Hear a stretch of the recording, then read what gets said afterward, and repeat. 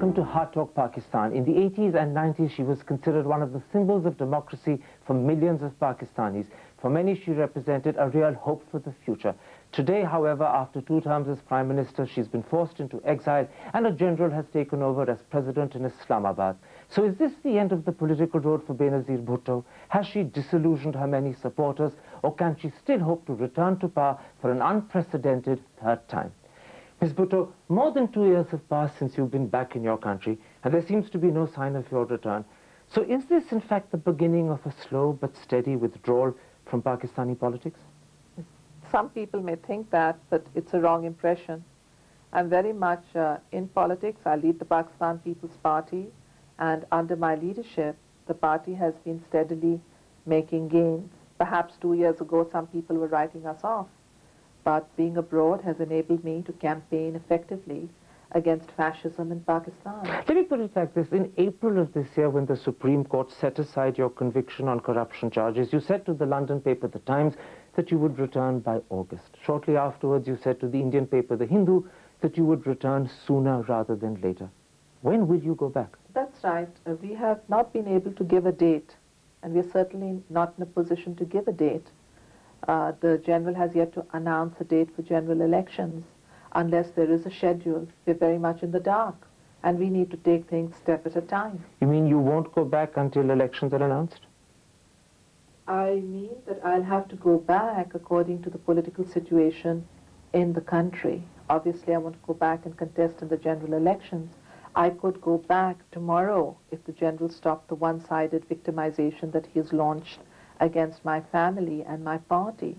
I could go back as soon as the political movement that we have started picks up steam. Or I could go back when the general election schedule is announced. One of the reasons suggests that one of the reasons you're not going back is because the political movement hasn't picked up steam. Is that the problem? Yes, in a way, and no in a way. The political situation has certainly picked up steam, but we are also having staggered elections. And we want our party's chances to improve in the staggered elections. These elections may be non-party, so the direct candidates are unable to contest, but our indirect supporters and supporters of democracy are contesting. You see, you're waiting for circumstances to move in your favor. But many people in Pakistan say that if Benazir Bhutto wants to become Prime Minister for a 3rd time, she has to come back home and she has to bite the bullet of possibly being sent to jail by the military regime. They say this will be her 2nd political birth. How do you react to that? There are some people who say that, and they could be right. But on the other hand, my party and I have to judge it on the situation that we faced in the last 4 years, 97 to 99, 96 to 99. I was in Pakistan and we were losing. We were declining. It's only since I've been abroad in 99 that the entire cycle has been reversed. And today my party is on the winning edge. Today, so from 96 to 99, your party was declining? Yes. I was in the courtroom, people were writing us off, they were saying we were going to be convicted, and if we hadn't been able to get our argument across to the public in Pakistan through the press abroad and to the international community, maybe they would have succeeded. But then isn't it an anomaly at the very point of time at which your party stops declining, you leave the country and go into exile? I'm sorry, I failed to understand what you said, or maybe you didn't understand what I said. Can we just go back to the time frame again? You said from 96 to 99 your party was declining, you were in trouble. In 99 you chose to leave the country and the party's fortunes start improving. Yes. Isn't that an anomaly? Isn't that a contradiction? It appears an anomaly. It might seem a contradiction, but when I was in Pakistan, I was unable to operate politically. I was incapacitated by an abuse of the judicial system. The incapacitation of my political leadership, either through imprisonment or through the judicial process, left me unable to lead my party. My husband has already been in prison for 5 years. My children's grandfather is in prison. My colleagues are in prison. I was not formally arrested, but I was paralyzed by the abuse of the judicial system, going from courtroom to courtroom and city to city, day to day. Since 99, I've been free of that paralysis that came from the judicial system. I've been free to travel across the world, meet with the international community, human rights groups, party activists, and to direct my party back at home. So my freedom has enabled my leadership to come into play and enabled my party to recover the ground we lost. But the problem is that freedom happens at the same time as exile. You're free to act, but you're outside Pakistan. And what do you say to the people of Pakistan who may want to vote for you, but then turn around and say, but she's not here. She's left us in the lurch. I say to them what I'm saying to you, that I fight for you in very difficult circumstances. But from the safety of 5,000 miles away. Well, if you call it safe, having a husband in jail for 5 years, if you call it safe, having your funds frozen, if you call it safe, living in uncertainty, yes, but I do not call it safe. And my people do not call it safe. And I must judge where I can make a sacrifice that helps my country. Let me put it to you. I feel some people want me to come back and imprison me, to silence me, because they're frightened I'm going to come back for a third time. And I'm going to avoid that trap because I intend coming back for a third time. I intend leading my party to a third time victory, and I'm going to play it on my terms that lead to victory, rather than on other people's terms that could lead to defeat. You see, they sometimes twist what you said literally on its head and they put it the other way around. They say in '86, when she was first in exile, she returned. She knew, she felt that General Zia would put her under arrest, but she challenged him. She had the courage and the guts, and she took the country by storm. Today, she lacks the courage, she lacks the guts. She's scared to be arrested. Provoke me some more. No, I'm not provoking you. I'm simply saying to you what even your supporters say.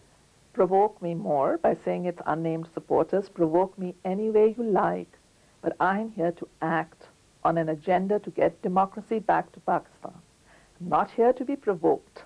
But can I'm you not do that here to get outside angry. Pakistan? Everything that you say now is speculative. But all I say to you is do a little research of where the PPP was in April '99, and do a little bit of research of where the PPP is today, and you'll find out. Absolutely, I accept. From '99 to 2001, the position of the Pakistan People's Party Back has you go to changed the same beyond thing. description. I concede that. Yes. But to move from this position to a point at which you can come to power, people say she has to walk the gauntlet of jail. She has to show the courage of '86. And when you don't show it, they say, well, two things could have happened. In 15 years, maybe she's grown old, and maybe the fire's dulled. Or they say, after 2 experiences as Prime Minister, she's scared that people are disillusioned and they won't respond to her call. Which is it? None of that is true. My opponents say that, but not my supporters. Of course, I'm older. But if I didn't have the fire to fight, I would have done a deal to get my husband out. I would have done a deal to get myself saved. I didn't do that because I love my country and I love my people and I'm going to stick by them. And others can say what they want. You, Mr. Thapa, can say what you want. But I intend leading my country back to democracy. And I intend giving my country my leadership on my agenda. Ms. Bhutto, you said a very interesting thing. You said, if you wanted, you could have done a deal. Many people speculated, particularly in the last 6 months of this year, that there were moments when you were very close to doing a deal. Did you ever consider doing a deal with General Musharraf? Personal deal, no. A political deal? Yes. You did consider it? Not I, but my party and the opposition alliance, yes. What sort of deal was this? We advocated when the generals first took over that there should be an interim government of national consensus, and that interim government should create the conditions within the country for the elections that were due in 2002. What did the general say to you? Well, I didn't talk to him directly. This, I said to you, was not my personal matter. It was a matter of the party and the opposition alliance. And our party and the opposition point of view was that there should be an interim government of national consensus, which the general refused. We said there should be an end to one-sided victimization. Well, he was happy to end the victimization of the Nawaz family and the MQM, but not the People's Party, because he recognizes that we are the threat. You know, earlier this year Please you let said... me finish. Sure, go ahead. So there have been many attempts to squeeze me with a view to reaching a personal agreement and getting my party to accept enormous powers for the army and for the president, which we have resisted. And it's taken a tremendous amount of courage. Well, you say to you do resisted that. it, but forgive the interruption. You said earlier this year to the Pakistani newspaper Osaf that you would Which be... paper? the Pakistani newspaper Ausaf that you would be happy if General Musharraf were to take over as president, that would pose no problem for you. You've also said to the same paper that you prefer General Musharraf any day to Nawaz Sharif. Now, were those things that you were saying in the hope of consolidating a deal with the regime? Let me just draw your attention to the clarification issued by my press office that the story that was run in The Nation misquoted Osaf on the presidency issue. And our position is very clear. General Musharraf has to ask us for the presidency before we will even consider it. So no deal with the government whatsoever? He has not asked us for the presidency, and we have not considered it. As far as your second condition is concerned, Nawaz Sharif was a more brutal fascist than Musharraf is. And in my party, from Khyber to Karachi, people think that Musharraf is a better dictator than Nawaz Sharif. He may be our ally now, and I hope that he will support democracy. But what he did when he was working with the generals to trample democracy since 1988 is a bitter part of our tragic history. Okay, you say that you're going to go back when you think the time is right. You haven't said when that will be, but you're waiting for circumstances in Pakistan. I'm not waiting for circumstances to develop. You're trying to get the date out of me, and I'm declining to give it to you. Okay, and the date will be given, I'm now about to suggest the date will be given when we are ready to give it, rather than when others would like to know or when it's going to occur. I'm about to suggest, Ms. Bhutto, that date is in fact now receding with every possible day, because General Musharraf has now declared himself president. He's now President Musharraf. Nawaz Sharif is in exile. You are out of the country. What do you think are the prospects for the restoration of democracy in Pakistan in these circumstances? It's quite true that we are in exile because there's dictatorship in our country. There is a lack of justice. There's a lack of freedom. People who oppose the regime are locked up and silenced. Quite right. So the date when you can return is just getting further and further back? You say it's getting further and further away. Well, maybe it is. Maybe you and Mr. Vajpayee and the Indian government know a little bit more about Mr. Musharraf's plans than I do.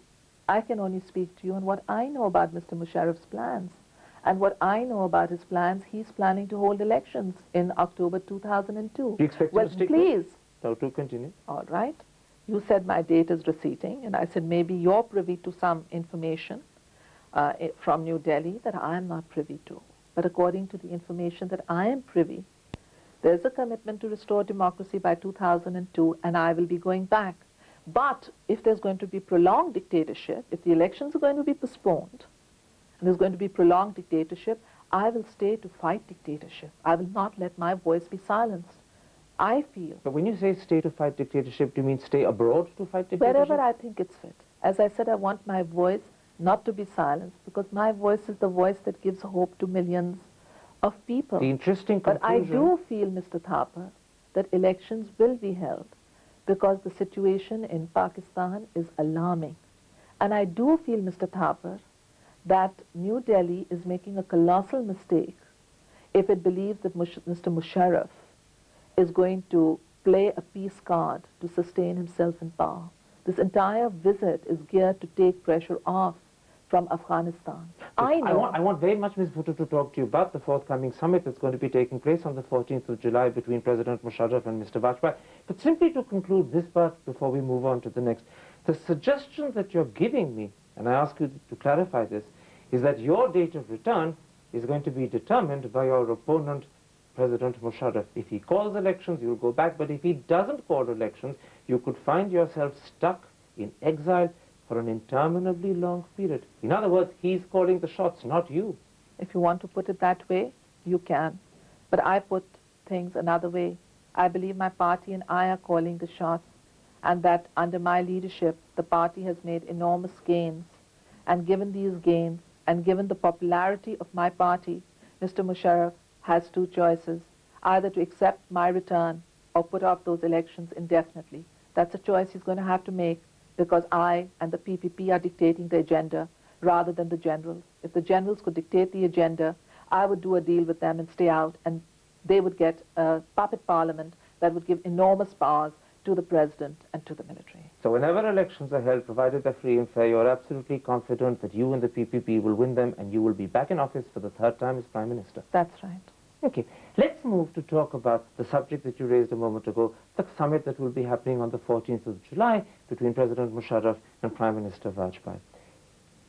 It's widely expected both in Delhi and in Pakistan that there are hopes for some sort of concrete settlement, and yet you've repeatedly said that this summit can't yield anything at all. Why? I believe that dictators lack the mandate to represent their country, and any agreement that is reached would be an agreement with a dictator. Forget about my feelings. I believe even the Pakistani army could tomorrow turn around and say, well, General Musharraf's now a retired man. He had no mandate. And certainly key elements within our own population would say that too. I think it's far more important for there to be an agreement between democratic countries and between democratic governments that have the legitimacy to co-opt the people with them on any agreement. So are you also saying that Mr. Vajpayee is taking an unwarranted risk in meeting a man you describe as a dictator, a man without a mandate? I am far from making any comments on Mr. Vajpayee. The Indian Prime Minister knows what reports he has, and on that basis, he has made a judgment for himself. Do you think it's the right judgment? I prefer to speak about myself rather than to speak about others. Then let me put this to you. Many people, both in Pakistan and in India, say that the best opportunity for a solution on Kashmir will come about when there's a military regime in Islamabad and a BJP government in Delhi. Why do you sound as if you disagree with that assessment? From my country's history, whenever there's been a war or a conflict or tensions have increased, it's always been when Pakistan has had either a military dictatorship or an indirect military dictatorship. The periods of peace we had was when my father was Prime Minister at the time of Simla, or when Rajiv Gandhi came to Pakistan in 1988. And even during my second term, while the verbal bellicosity, or what the word is, was there were no hot pursuits or cross-border violations. The intensity of violence was not as grave as it is today. All of that is true. But there is something else that you've been saying, and it's been heard in India by many people. You said that you regret the way you conducted your Kashmir policy in terms of tone and in terms of aggressiveness. And you said one of the factors that pushed you to do this was the army. Now, surely, if the army itself is in power, the army has the opportunity to overcome those obstacles in a way in which you, as civilian Prime Minister, never had. I said that I tried to win over the military apparatus by having consensus on security issues. And I believe that we did succeed in keeping the level of intensity down and having important agreements. But when the military is calling the shots, something else happens. Vajpayee comes to Lahore, and within a short while there's a backlash. Musharraf can go to New Delhi, but there will be a backlash. The fact is, there will be a backlash. I think there will. I think this is a tactical move. From the army? It's on Musharraf's leadership. Why should I say the army? That's a whole institution. But I would say the generals in power. I believe the generals in power are under pressure on two counts. They're under pressure because of the sanctions on Afghanistan that have led to pressure on one front. And they want to relieve that pressure. The second is that they want to give a good guy perception to the international community as 2002 appears so that they can cling on to power. It's a power game rather than a peace game. Okay, at this moment in time when the two heads of government in India and Pakistan are about to meet to One head. Well, they're both heads of government. Well, both heads of government. You do not wish to recognize President Musharraf, but he is head of government. I know there's a great degree of enthusiasm for him in New Delhi. I know you're doing up his home for him, and the boy returns home, good for him. But I must tell you how the Pakistani people think. Okay, let me rephrase He that. is the de facto president of Pakistan. The president of Pakistan are about to meet, and there is an expectation that they may move towards some sort of solution of the long-standing Kashmir problem. In recent years, are allowed to delude themselves. Well, if it's a delusion or not, time will tell. But in recent interviews, you've begun to talk about proposals that you think could help bring about a solution to the Kashmir imbroglio. Spell those out for us. My party and I believe that India and Pakistan have differing perceptions. When I say India and Pakistan, I'm not talking about Musharraf and what his perceptions could be. But at the public level, there's a very strong Kashmiri population in Pakistan. The Kashmir issue is a very important issue for Pakistan. We've had 3 conflicts, and with each conflict, we say the line of control is the international border de facto. What happens is there's yet another conflict. So my party says that we've now got to go beyond conflict solutions, because those solutions never work given our differing perceptions, and go to conflict management. How would that happen? Well, we're proposing that there should be safe and open borders between the 2 halves of Kashmir, that India and Pakistan and the Kashmiris should negotiate on how we can have safe and open borders that can lead to a healing of hearts, that can allow people, Indians and Pakistanis and Kashmiris, who have lost sons and brothers and fathers in a fighting that has gone on for more than a decade. But while these borders are safe and open, does both sides retain what they already possess? In other words, Pakistan keeps Azad Kashmir and India keeps its own Kashmir? Without prejudice to the United Nations Security Council resolutions. Without prejudice to those resolutions, the 2 countries manage the conflict so that peace and can be built up and tension can go, and we can get a generation that is able to see each other without walls of blood coming before them. Is a plebiscite at some future time part of your scheme of things? Because you keep saying without prejudice to the United Nations resolution. So what does that mean? If you give me a chance, yes. I'd hold a plebiscite tomorrow. That's my favorite solution. But there are some others who say it should be independent. There are still others who say, well, it's part of India. It's part of India. So I am not the whole party. I'm only one of the parties. The problem gets when we want to solve the whole issue our way. And I'm saying that maybe we ought to first get to know each other and build the trust and remove the walls of blood, and then see how things go from there. So you're saying get to know each other, build the trust, open the borders, let the Kashmiri people on both sides meet and live together, Unite. And then perhaps in future, at some indeterminate time, there could be a plebiscite of some sort to determine their wishes. There could be if you ask me, plebiscite. But what solution there will be, let the others come up with it at the time. But let the people of Kashmir who have been divided territorially, without prejudice to that geographical division, let them at least unite in hearts and minds.